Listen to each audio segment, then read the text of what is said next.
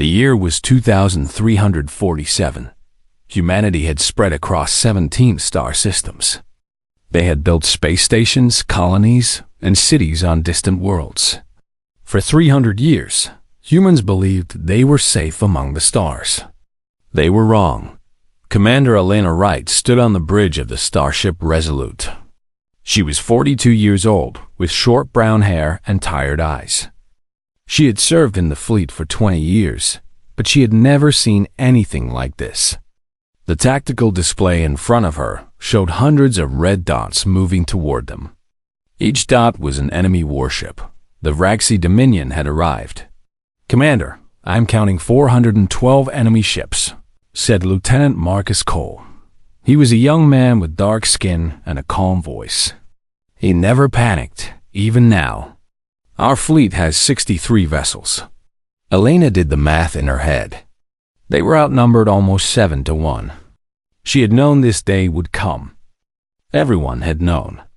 The Vraxi had been destroying civilizations across the galaxy for 2 years. The Zoral Empire had fallen first.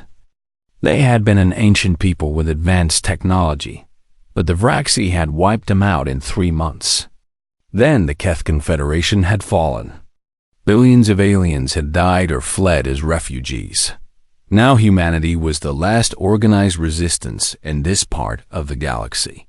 "Show me Kepler Station," Elena ordered. The main screen changed to show the massive space station. Kepler was home to 2 million people. It was also the main defense point for the Sol system. If Kepler fell, Earth would be next. The Vraxi ships were already firing. Their weapons were strange. They did not shoot lasers or missiles like human ships. Instead, they fired beams of purple energy that seemed to eat through metal. Elena watched as the outer defense platforms around Kepler began to explode one by one. "What are we dealing with?" she asked. "What do we know about them?" Marcus pulled up the intelligence files. The Vraxi are crystalline life forms. Their bodies are made of something like living glass. Our standard weapons have little effect on them. Their ships are the same. Hard to damage, hard to destroy. And their tactics? They operate as a hive mind, Commander. Every ship knows what every other ship is doing. They do not make mistakes. They do not hesitate. They just keep coming until the enemy is dead. Elena felt a cold weight in her stomach. She had fought pirates and rebels before. She had even fought in the border war with the Martian separatists. But those enemies had been human. They had made mistakes. They had feared death. The Vraxi feared nothing. Admiral Henry Brooks's voice came through the communication system. He was commanding the fleet from the flagship Endeavor. "All ships, this is Admiral Brooks. I am ordering a full retreat. We cannot win this engagement. Fall back to Rally Point Delta." Elena looked at the tactical display again. She saw something that made her heart sink. Behind the main fleet, moving slowly toward the jump point, were 30 civilian transport ships. They were carrying 8 million people away from the outer colonies. If the fleet retreated now, those transports would have no protection. The Vraxi would catch them in 2 hours. 8 million people would die. "Admiral," Elena said into the communication channel, "the civilian transports have not reached the jump point. If we retreat now, they will be destroyed." There was silence for a moment. Then Brooks replied, "Commander Wright, I am aware of the situation. But if we stay and fight, we will lose the entire fleet. Earth will have no defense at all. Sir, with respect, I cannot abandon those people. That is an order, Commander." Elena closed her eyes. She thought about her oath when she joined the fleet. She had promised to protect humanity. All of humanity. Not just the ones who were easy to save. "Admiral, I am staying," she said. "The Resolute will hold the line."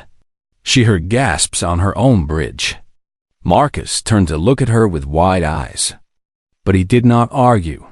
He simply nodded and returned to his station. The communication channel filled with other voices. Captain Dennis Morgan of the Valiant spoke first. "Resolute, this is Valiant. We are staying with you." Then Captain Patricia Lane of the Sentinel standing by. One by one, 17 other captains announced they would stay. 17 ships against 400. Admiral Brooks was silent for a long moment. When he spoke again, his voice was thick with emotion. "God help you all. Endeavor out." The remaining fleet jumped away, leaving Elena and her 17 ships alone. "All ships form a defensive line," Elena ordered. "We need to buy the transports 2 hours. That is our only mission. Keep the Vraxi busy for 2 hours." The ships moved into position. The Resolute took the center of the line. The Valiant and Sentinel flanked her on either side. The other ships spread out to cover as much space as possible. The Vraxi fleet approached. They did not slow down. They did not try to communicate. They simply came forward, their purple weapons charging. "Here they come," Marcus said quietly. The first wave of Vraxi ships hit the human line like a hammer. The space around Elena filled with fire and light. The Resolute shook as enemy beams struck her shields. Alarms screamed throughout the ship. "Shields at 60%, Marcus reported. Returning fire." The Resolute's weapons found their targets, but the Vraxi ships barely showed damage. Their crystalline hulls absorbed the hits and kept coming. Elena watched as the ship called. Morning Star exploded on her left side. 50 crew members gone in an instant. Then the Defender was hit, its engines failing as it drifted into the path of enemy fire. "Valiant is moving to assist Defender," Marcus said. "Negative," Elena ordered. "Tell Morgan to hold his position. We cannot break the line." But Dennis Morgan did not listen. The Valiant broke formation and moved toward the crippled Defender, trying to shield it with its own hull. For a moment, it seemed like it might work. Then 3 Vraxi ships focused their fire on the Valiant. Elena watched as the brave ship was torn apart. In its final moments, Dennis Morgan aimed his dying vessel at the nearest Vraxi carrier and pushed his engines to full power. The Valiant struck the carrier like a spear, and both ships exploded in a ball of fire. "Morgan," Elena whispered. She had known Dennis for 15 years. They had trained together. He had been at her wedding dot, now he was gone. The battle continued. One by one, the human ships fell. The Sentinel held its position until a Vraxi boarding party tried to take the ship. Captain Patricia Lane ordered her reactor to overload rather than let the enemy capture her vessel. The explosion took 2 Vraxi ships with her dot hours past. Elena lost count of the dead. She lost count of the ships. She only knew that she had to hold on a little longer. Just a little longer. "Commander," Marcus said, his voice filled with relief. "The transports have reached the jump point. They are away." Elena looked at the tactical display. The 30 civilian ships were gone, safely in hyperspace and heading for Earth. 8 million people would live. She looked at what remained of her fleet. 9 ships. Out of 18, only 9 were still fighting. And they were all damaged, all dying. "Mission accomplished," she said quietly. "All ships, retreat. Get out of here." The 9 surviving ships turned and ran. The Vraxi pursued for a while, but then they stopped. They had a bigger prize in mind. They reformed their fleet and began moving toward the inner systems, toward Earth. "How long until they reach Earth?" Elena asked. Marcus checked his calculations. 6 days, Commander. "They will reach Earth in 6 days." Elena stared at the stars. 6 days. That was all the time humanity had left. 6 days to find a miracle. "Send a message to Earth," she said. "Tell them we are coming home. Tell them to prepare for the worst." The Resolute limped through space, its hull scarred and its crew exhausted. Behind them, Kepler Station burned.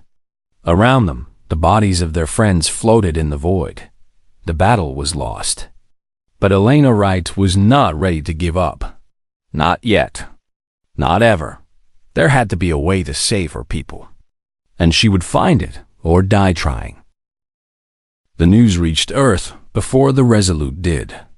By the time Elena Wright landed her damaged ship at the Geneva spaceport, the whole world knew what had happened at Kepler Station. They knew about the 400 Vraxi ships. They knew about the 17 captains who had stayed behind. And they knew that the enemy was coming. Panic spread through every city on the planet. People tried to flee, but there was nowhere to go. The colonies were being evacuated. The outer stations were destroyed. Earth was the last safe place in human space, and soon it would not be safe either. President Catherine Hayes called an emergency meeting of the United Nations Council. Leaders from every nation gathered in the Great Hall in Geneva. Military commanders stood beside politicians. Scientists sat next to diplomats. Everyone looked tired and scared. Elena was asked to speak. She stood before the council and told them what she had seen. She described the Vraxi ships and their terrible weapons. She explained how the crystalline aliens worked together as one mind. She told them about Dennis Morgan and Patricia Lane and all the others who had died. When she finished, the room was silent. President Hayes stood up. She was a tall woman with gray hair and sharp eyes. She had led humanity through difficult times before, but nothing like this. Commander Wright, I want to thank you for your sacrifice and the sacrifice of your crews. Because of you, 8 million people are alive today. Thank you, Madam President, Elena said. But those people will die anyway if we cannot stop the Vraxi. I know. Hayes turned to face the full council. We have exhausted our conventional options.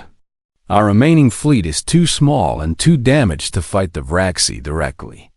Our ground forces cannot defend against an orbital attack. If we do nothing, Earth will fall in 6 days. A French general stood up. We could try nuclear weapons. Perhaps if we hit them with enough firepower at once, we could break through their shields. An American admiral shook his head.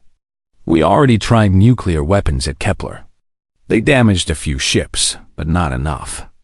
The Vraxi have some kind of energy field that absorbs most of the blast. What about biological weapons? Someone asked. If they are living creatures, maybe we can create a disease that kills them. A scientist from the Chinese delegation answered. The Vraxi are crystalline life forms. They do not have biology like we do. They do not breathe, eat, or reproduce in any way we understand. Disease would not affect them. The arguments continued for an hour. Every idea was discussed and rejected. Nothing worked. Nothing could work. The Vraxi were too strong, too numerous, and too alien. Alana sat in her chair and listened to the hopeless debate. She felt empty inside.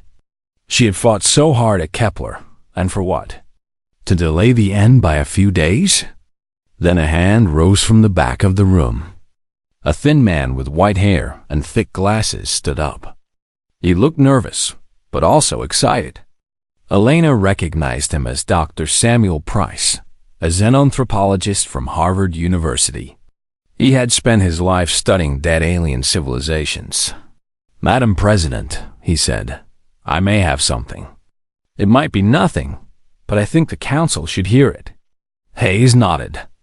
Go ahead, Dr. Price. The old scientist walked to the front of the room. His hands were shaking slightly as he activated the display screen. For the past 20 years, I have been studying the archives of the Zoral Empire. As you know, the Zoral were destroyed by the Vraxi 2 years ago. But before they died, they sent copies of their historical records to any species that would accept them. I have been translating those records. He pressed a button and strange symbols appeared on the screen. Most of the records describe Zoral history and culture, but a small section mentions the Vraxi. According to the Zoral, the Vraxi were not always a conquering force. Millions of years ago, they were just one species among many. Then something changed them. Something made them into what they are today. What changed them? President Hayes asked. Fear, Dr. Price said.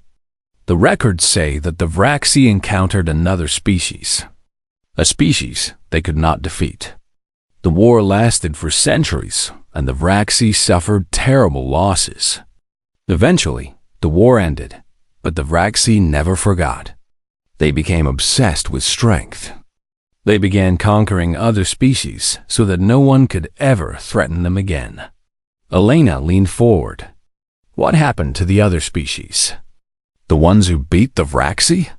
Dr. Price adjusted his glasses. The Zoral records are not clear on this point. They say that the other species withdrew from the galaxy. They went into a state of suspended animation on a remote planet at the edge of known space. The Zoral called them the Sleeping Ones. Do we know where this planet is? Someone asked. I believe so, yes. The coordinates are in the records. It is very far away, beyond any system humans have explored. But with a fast ship, it could be reached in 4 days. Admiral Brooks stood up. He had arrived on Earth just an hour ago, looking 10 years older than he had before the battle. Dr. Price, are you suggesting we fly across the galaxy to wake up some aliens and ask them to fight our war for us? We do not even know if they still exist. I know it sounds desperate, Dr. Price admitted. But consider the facts. The Vraxi fear these beings. They have conquered hundreds of species, that they have never returned to the region where the Sleeping Ones live. Whatever these beings are, they represent the only thing in the galaxy that the Vraxi cannot defeat. President Hayes was quiet for a moment. Then she asked, what else do the records tell us about the Sleeping Ones? What kind of beings are they? Dr. Price hesitated. That is the strangest part, Madam President. The Zoral descriptions are difficult to interpret, but they seem to describe beings that are very similar to humans. Tall, strong, and intelligent. Some scholars believe this is a translation error, but I do not think so. The room erupted in confused voices. Aliens that looked like humans? It seemed impossible. But then again, nothing about the past 2 years had seemed possible. Elena stood up. Madam President, I volunteer to lead this mission. Hayes looked at her. Commander, you just survived one of the worst battles in human history. Your ship is damaged. Your crew's exhausted. My crew will follow me, Elena said. And my ship can be repaired in 12 hours. We have 6 days before the Vraxi reach Earth. That gives us enough time to find the Sleeping Ones and bring them back. And if they refuse to help? If they are dead? If the records are wrong? Elena met the President's eyes. Then we are no worse off than we are now. But if there is even a small chance that this could work, we have to try. We owe it to everyone who died at Kepler. The Council debated for another hour, but in the end, there was really no choice. They were out of options. The Sleeping Ones were humanity's last hope. Very well, President Hayes said finally. Commander Wright, you are authorized to take the Resolute and search for the Sleeping Ones. Dr. Price will accompany you to help translate any records you find. You will have whatever resources you need. Thank you, Madam President. Do not thank me yet, Commander. Just bring back something that can save us. 12 hours later, the Resolute lifted off from Geneva. The ship had been patched together with whatever materials were available. It was not pretty, but it would fly. Elena stood on the bridge with Marcus Cole at her side. Dr. Price was in the science lab, going over his translations one more time. Course is set, Marcus reported. Jump engines are ready. Elena looked at Earth through the view screen. The blue and green planet looked so small and fragile from up here. 8 billion people were down there, waiting to see if she could find a miracle. Take us out, she ordered. The Resolute jumped to faster-than-light speed and vanished into the stars. Behind them, Earth began counting down the days until the Vraxi arrived. 6 days. They had 6 days to find an ancient species that might not even exist anymore. 6 days to convince them to fight a war that was not their own. 6 days to save humanity from extinction. Elena did not know if it was possible, but she knew she had to try. For Dennis Morgan, for Patricia Lane, for all the people who were counting on her, she would find the sleeping ones, and she would bring them home. The journey took 4 days. The Resolute flew through regions of space that no human had ever seen. They passed dead stars and empty systems. They saw the ruins of civilizations that had existed millions of years before humanity learned to make fire. The galaxy was old, and it was full of ghosts. On the 4th day, they arrived. The planet had no name. It circled a dying red star that gave off barely enough light to see by. From space, the world looked dead. There were no oceans, no forests, no signs of life at all. Just brown rock and gray dust stretching from pole to pole. But the sensors told a different story. "Commander, I am detecting massive energy signatures beneath the surface," Marcus Cole reported. "There is a network of structures down there. Underground cities, maybe? They are still powered." Dr. Samuel Price looked at his data with wonder in his eyes. "The technology here is incredible. These readings suggest power systems that have been running for millions of years without maintenance. Whoever built this place knew what they were doing." Elena studied the planet through the view screen. Somewhere down there, the sleeping ones were waiting. Or their bodies were, at least. After millions of years, they might be nothing but dust. "Can you find an entrance?" she asked. Marcus worked his console. "Yes. There is a large opening in a mountain range on the northern continent. It looks like it was designed as a main entrance. I am detecting a landing area nearby. Take us down." The Resolute descended through the thin atmosphere. The ship touched down on a flat plain of ancient stone. Through the windows, Elena could see the entrance Dr. Price had found. It was carved into the side of a massive mountain, at least 200 meters tall. 2 statues flanked the opening, depicting figures that made Elena's heart beat faster. They looked human. "Everyone suit up," Elena ordered. "We are going outside." The landing party consisted of Elena, Marcus, Dr. Price, and 8 Marines led by Sergeant Linda Walsh. Linda was a tough woman in her 30s with short red hair and a scar across her chin. She had survived the battle at Kepler and had volunteered for this mission without hesitation. They walked across the dusty plain toward the mountain entrance. The air was thin and cold, and their breath made clouds inside their helmets. The statues grew larger as they approached. Elena stopped at the base of one and looked up. The figure was at least 50 meters tall. It depicted a man with broad shoulders and a stern face. He was holding something that looked like a weapon, but no weapon Elena had ever seen. His expression was calm but ready, like a soldier waiting for battle. "They look almost human," Linda said, echoing what everyone was thinking. "Almost," Dr. Price agreed. "But look at the proportions. Taller, more muscular. The bone structure is slightly different. These beings are similar to us, but not identical." "Could they be ancestors of humanity?" Marcus asked. "Or maybe a colony that evolved separately? I do not know, but I intend to find out." They entered the mountain. The corridor inside was wide and tall, clearly designed for beings much larger than modern humans. The walls were made of a smooth metal that still gleamed after millions of years. Lights came on as they walked, responding to their presence. "The systems are still active," Dr. Price said with amazement. "They have been waiting for visitors." They walked for hours, descending deeper into the planet.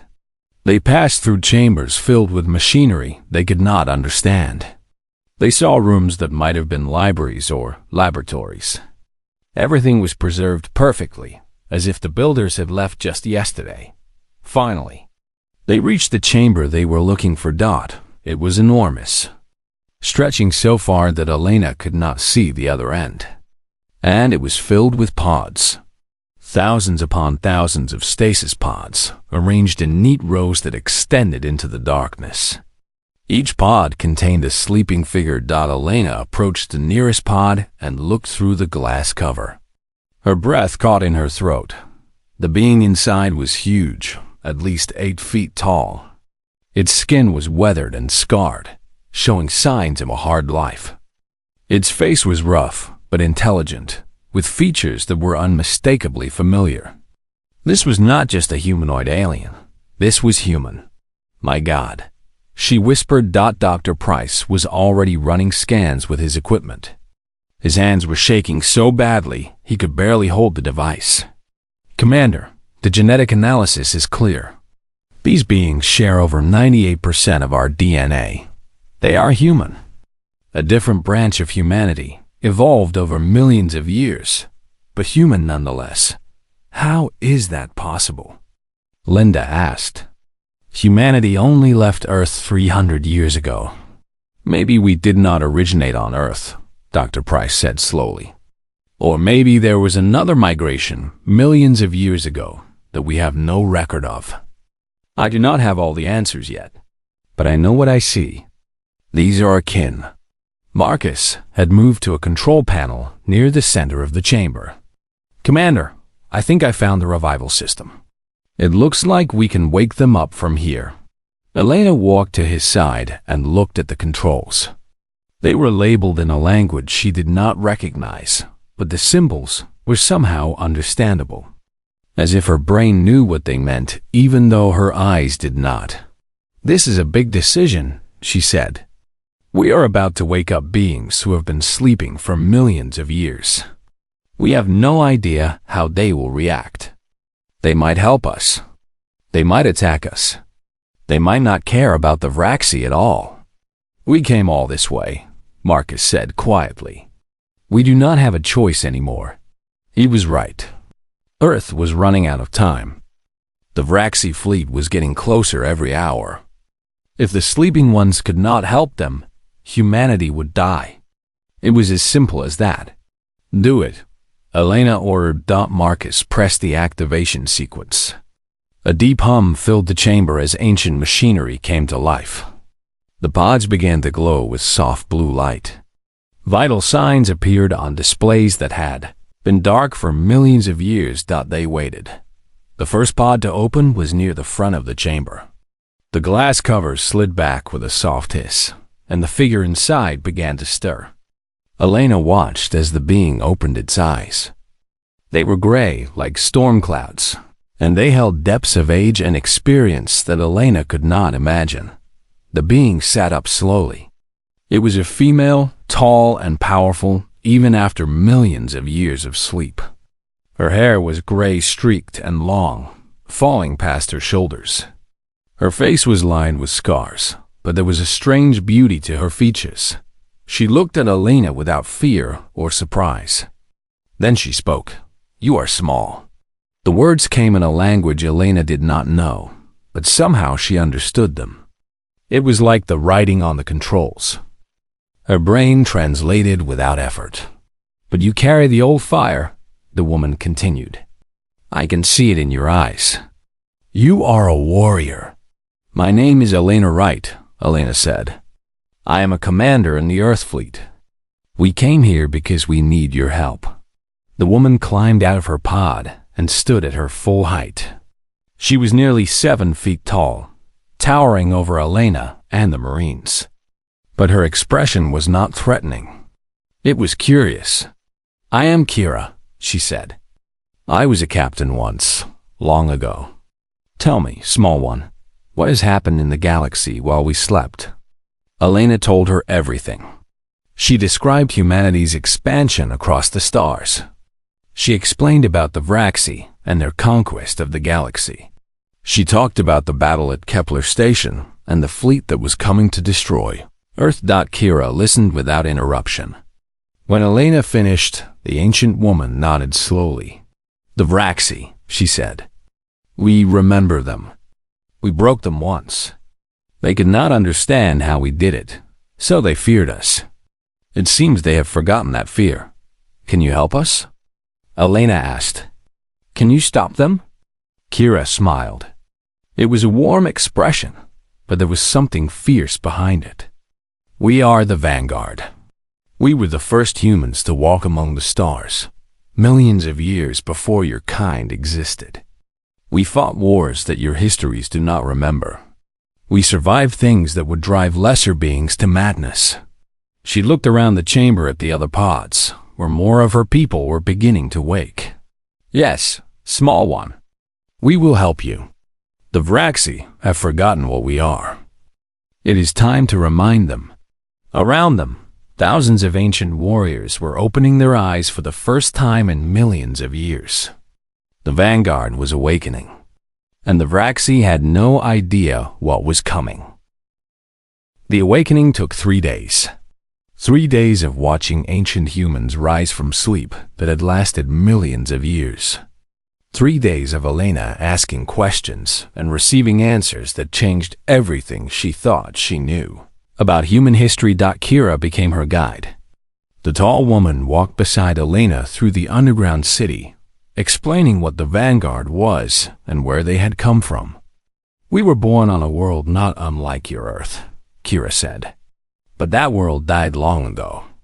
A dying star consumed it. Before that happened, our ancestors built ships and fled into the cosmos. We wandered for thousands of years, looking for a new home. Did you find one? Elena asked. We found many, and we lost many. The galaxy was a dangerous place back then, full of predators and conquerors. We learned to fight because we had no other choice. Either we became strong or we died. They passed through a great hall where vanguard warriors were gathering. Men and women of enormous size moved with the easy grace of trained soldiers. They checked weapons that Elena did not recognize. They spoke in their ancient language, and Elena was surprised to find that she understood most of it. How can I understand you? She asked Kira. We have been separated for millions of years. Our languages should be completely different. Kira smiled. Language is older than you think, small one. The basic patterns of human speech are written into our brains. You and I share those patterns because we share the same ancestors. The words are different, but the music is the same. They continued walking until they reached a large hangar carved into the rock. Inside were ships. Ancient warships that made Elena's heart pound with excitement and fear. The vessels were massive, easily twice the size of the Resolute. They were built for war, with sharp angles and heavy armor plating. Even after millions of years in storage, they looked dangerous. These are our battle cruisers, Kira explained. 12 of them survived our last war. We put them to sleep when we put ourselves to sleep. They have been waiting for this moment. Will they still work? Kira walked to the nearest ship and placed her hand on the hull. The metal hummed beneath her touch, and lights began to flicker on throughout the vessel. They will work, she said. They were built to last forever. Over the next 3 days, 2,000 vanguard warriors were revived. Not all of them, Kira explained. The full number was closer to 50,000. But there was no time to wake everyone. 2,000 would have to be enough. Elena spent most of her time with Kira and Garrett, the Vanguard's military commander. Garrett was even larger than Kira, standing nearly 8 feet tall with arms like tree trunks. His face was covered in old battle scars, and his eyes had the look of someone who had seen too much death. Tell me about the Vraxi fleet, Garrett said during one of their meetings. How many ships? What weapons do they carry? Elena shared everything she knew. The 400 warships, the purple energy beams, the crystalline hulls that resisted human weapons, the hive mind that made them fight as one. Garrett listened carefully. When Elena finished, he nodded once. They have grown strong since we last fought them. but they have also grown lazy. They have conquered so many weak species that they have forgotten what it means to face a real enemy. Can you beat them? Elena asked. Honestly? Garrett looked at her with those ancient, weary eyes. We broke them before. We can break them again. But you should understand something about how we fight. We are not like you. What do you mean? Your people fight with rules. You try to minimize damage. You take prisoners. You show mercy. Garrett shook his head. We do not do these things. When we engage the Vraxi, we will destroy them completely. Every ship. Every soldier. We will not stop until they are all dead or fleeing. There will be no negotiation. No surrender. Elena thought about this. She thought about the civilizations the Vraxi had destroyed. The billions of lives they had taken. The friends she had lost at Kepler Station. Good, she said. Garrett smiled for the first time since she had met him. It was not a pleasant smile, but Elena found comfort in it anyway. On the third day, the Vanguard fleet was ready.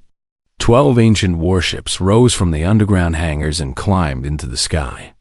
They joined the Resolute in orbit, forming a small but deadly formation. Elena stood on the bridge of her ship, watching the Vanguard vessels move into position.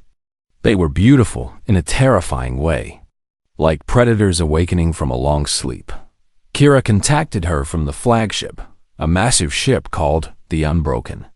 We are ready, Commander Wright. Set course for your homeworld. Kira, Elena said, I need to ask you something. Why are you helping us? You do not know us. You have been asleep for millions of years. Why would you risk your lives for people you just met? Kira was quiet for a moment. Then she said, when we went to sleep, we knew we were leaving the galaxy unprotected.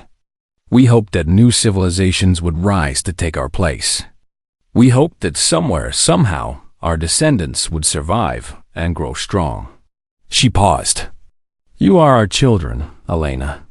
Different from us in many ways, but children nonetheless. We will not let the Vraxi destroy our children. Elena felt tears in her eyes. She had not cried since the battle at Kepler. She had not allowed herself to feel anything but determination. But Kira's words broke through her walls. Thank you, she said quietly. Do not thank us yet. We still have a war to win. The combined fleet jumped to faster than light speed. The journey back to Earth would take 2 days. They would arrive just hours before the Vraxi fleet. During the journey, Elena spent time on the Unbroken, learning everything she could about the Vanguard. She watched them train in their combat simulators. She studied their weapons and their tactics. She talked to warriors who had been fighting wars since before her ancestors climbed down from trees. One evening, she sat with Kira in the ship's observation deck, watching the stars streak past. What was it like? Elena asked. The first war with the Vraxi? Kira's expression grew distant. It was terrible. The Vraxi were new to conquest then, but they were still formidable. They attacked our colonies without warning. Millions of our people died in the first year. How did you beat them? We refused to stop fighting. The Vraxi expected us to surrender when the losses became too great. That is what other species had done. But we are human. We do not surrender. We do not give up. No matter how much we lose, we keep fighting until we win or until we are all dead. She looked at Elena. The Vraxi could not understand this. They had never faced an enemy like us. We absorbed their attacks and came back stronger. We learned their weaknesses and exploited them. We fought dirty, without honor or mercy, because honor and mercy mean nothing against an enemy that wants to destroy you. And eventually, they gave up? Eventually, they ran away. They were so afraid of us that they abandoned entire regions of space. They never came back to our territory. Kira smiled grimly. Until now. Elena nodded slowly. She understood now why the Vraxi had become such powerful conquerors. After losing to the Vanguard, they had spent millions of years making sure they would never lose again. They had become the strongest force in the galaxy because they were terrified of facing another species like humanity. But they had not destroyed humanity. They had simply waited too long. And now their ancient enemy was awake again. "We are approaching the Sol system," Marcus reported from the Resolute. "Earth is 4 hours away. The Vraxi fleet is 6 hours out." Elena returned to her ship and took her place on the bridge. Through the view screen, she could see Earth growing larger. Her home, the cradle of humanity. 8 billion people were down there, waiting to see if they would live or die.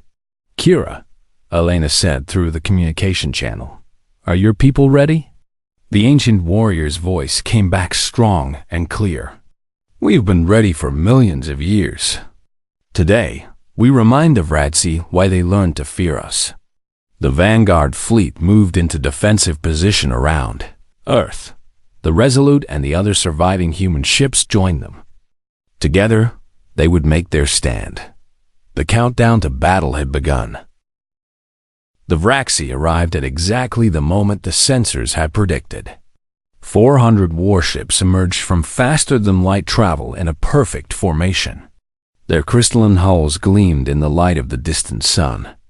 Their weapons began charging, purple energy building along their hulls. They expected no significant resistance. They had destroyed everything in their path for 2 years. Earth was supposed to be easy prey. They did not expect to find the Vanguard waiting for them. Commander Elena Wright stood on the bridge of the Resolute, watching the enemy fleet approach. Her heart was pounding, but her hands were steady. She had survived Kepler Station. She had crossed the galaxy and back. She was ready for this. "Commander, the Vraxi fleet has detected us," Marcus Cole reported. "They are scanning the Vanguard ships." Elena allowed herself a small smile. "I bet they are confused." On the flagship Unbroken, Garrett addressed his warriors through the ship-wide communication system.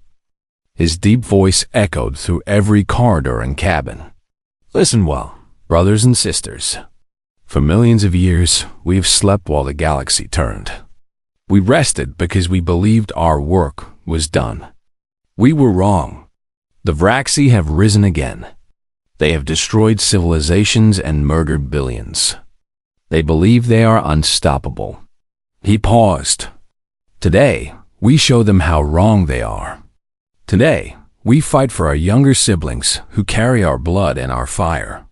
Today, we remind the Vraxi why they learned to fear humanity." Across the Vanguard fleet, warriors cheered and prepared for battle. They had been waiting for this moment since before the stars were named. "All ships," Garrett ordered. "Attack." The 12 Vanguard warships surged forward. They did not wait for the enemy to come to them. They charged straight at the heart of the Vraxi formation. Elena watched with her mouth open. The ancient ships moved faster than anything she had ever seen. Their weapons came online with a sound like rolling thunder, and beams of brilliant white light shot across space dot where the beams touched Vraxi ships. The crystalline hulls shattered like glass. The first volley destroyed 30 enemy vessels before they could even return fire. The Vraxi fleet reacted with the speed of their hive mind. All 400 ships focused their fire on the incoming Vanguard vessels. Purple energy beams filled space, striking the ancient warships again and again. The Vanguard ships absorbed the hits and kept coming. "Their shields are incredible," Marcus said in amazement. "The Vraxi weapons are barely scratching them." Elena nodded. She understood now why the Vraxi had feared these beings so much. The Vanguard had been built for war. Every aspect of their technology, their biology, their culture, had been shaped by millions of years of conflict. They were the ultimate warriors, and they had come to save their children. The Unbroken plowed through the center of the Vraxi formation. Garrett stood on the bridge, calling out targets and coordinating his fleet. Kira was beside him, commanding the weapon systems. Together, they turned their ship into an instrument of destruction. There, Kira pointed at a cluster of Raxi carriers. Hit them now. The Unbroken fired its main weapon. A beam of pure white energy cut across space and struck the Lid carrier. The massive ship exploded, and the blast damaged 3 vessels around it. But the Raxi were not finished. They adapted, spreading their formation to reduce the effectiveness of the Vanguard weapons. They focused their fire on single targets, trying to overwhelm the ancient shields. Elena saw one of the Vanguard ships take heavy damage. Its shields flickered and failed, and Raxi beams tore into its hull. But instead of retreating, the ship accelerated. It flew straight at the nearest Raxi battleship. What are they doing? Marcus asked. Elena knew exactly what they were doing. They are ramming. The damaged Vanguard ship struck the Raxi battleship full speed. Both vessels exploded in a massive fireball that destroyed 2 more. Enemy ships caught in the blast. Escape pods shot out from the wreckage. The Vanguard crew had ejected at the last moment. Even now, they were being picked up by their sister ships, ready to rejoin the fight. This was how the Vanguard fought. They did not care about their ships. They did not fear death. They only cared about winning. And they would do whatever it took to achieve victory. The battle raged for hours. The Raxi lost ship after ship, but they kept fighting. Their hive mind would not allow them to retreat. They had been conquering the galaxy for too long to accept defeat now. But somewhere in that hive mind, ancient memories were surfacing. Memories of a previous war, millions of years ago. Memories of an enemy that would not stop fighting. Memories of fear. Elena watched as the Raxi formation began to waver. Individual ships started to pull back, breaking away from the collective mind. The fear was spreading. They remember, she said quietly. They remember what we are. Garrett's voice came over the communication channel, broadcasting to the entire battlefield. He spoke not just to his own fleet, but to the Raxi as well. You thought we were gone. You thought you were safe. You conquered the galaxy because there was no one left to stop you. But we were not gone. We were sleeping. And now we are awake. His voice rose with ancient fury. We are humanity. We do not surrender. We do not give up. We do not forgive. You came to destroy our children, and for that, you will pay. The Raxi fleet broke. It happened suddenly, like a dam bursting. The hive mind collapsed as fear overwhelmed their collective consciousness. Ships began fleeing in every direction, abandoning their formation and their mission. The great Raxi Dominion, which had terrorized the galaxy for 2 years, was running away, but the Vanguard did not let them escape. They pursued the fleeing ships with relentless determination. Every Raxi vessel that tried to run was hunted down and destroyed. There would be no survivors. There would be no second chance. Elena stood on the bridge of the Resolute and watched the destruction unfold.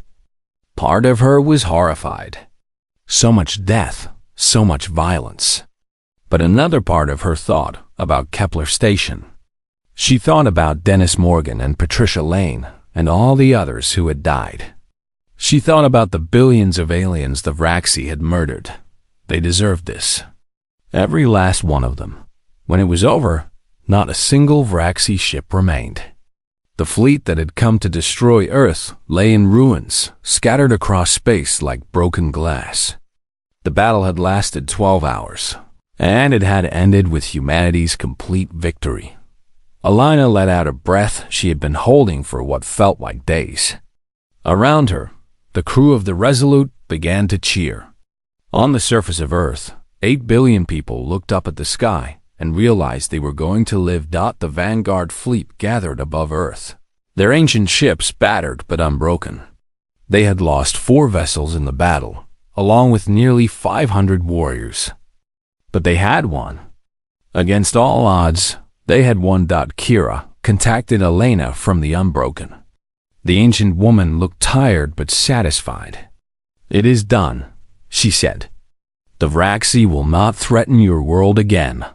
"Thank you," Elena said. The words felt inadequate, but she did not know what else to say. "Thank you for everything." "Do not thank us, Commander. We did what we were born to do. We protected our family."